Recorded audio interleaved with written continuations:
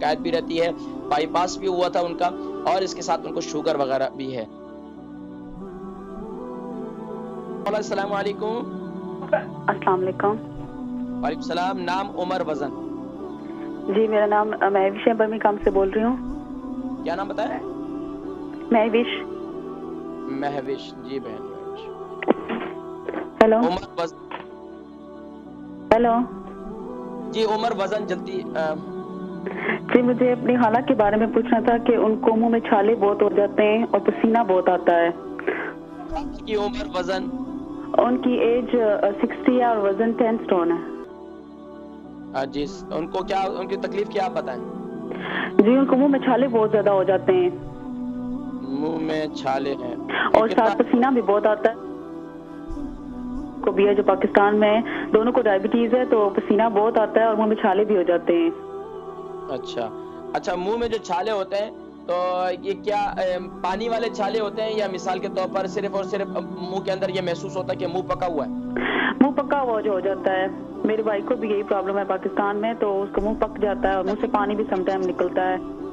ان کو یقیناً قبض کی شکایت بھی ہے میرے خیال میں؟ جاتے ہیں انہیں قبض کی شکایت بھی ہے ان کو؟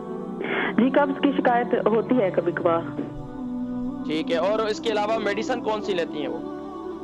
ہارٹ بائی پاس ان کا ہوا تھا تو ہارٹ کی لیتی ہیں، شوگر کی لیتی ہیں، بلڈ پریشر کی لیتی ہیں۔ بائی پاس کتنا عرصہ ہو گیا تھا؟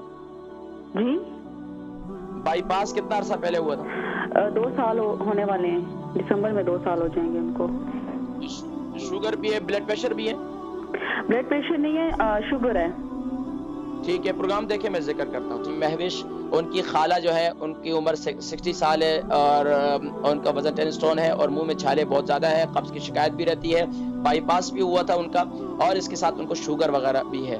دیکھیں منہ میں چھالے بہت زیادہ ہیں تو آپ نے ذکر کر دیا قبض کی شکایت، جب ظاہری بات ہے فضلہ آپ کے جسم میں کھانا موجود ہے اور اندر وہ پوائزن بنا ہوا ہے اور وہ نکل نہیں رہا، تو اس کا اخراج ضروری ہے۔ سب سے پہلے تو ہے اپنے قبض کی شکایت کو دور کرنے کے لیے ان کو کہیں کہ رات کو سوتے وقت یعنی کہ آپ نیم گرم پانی، ہلدی والا پانی بنا لیں، اس کے اندر 1 چمچ کیسٹر آئل ڈال کر رات کو پی لیں، انشاءاللہ صبح ان کو حاجت ہو جائے گی۔ جب یہ حاجت وغیرہ کا نظام بہتر ہو جائے گا، اس کے بعد انشاءاللہ خود بخود یہ منہ کے چھالے وغیرہ جو ہے، جب اندرونی طور پر صفائی ہوگی تو انشاءاللہ منہ کے چھالے خود بخود ختم ہو جائیں گے۔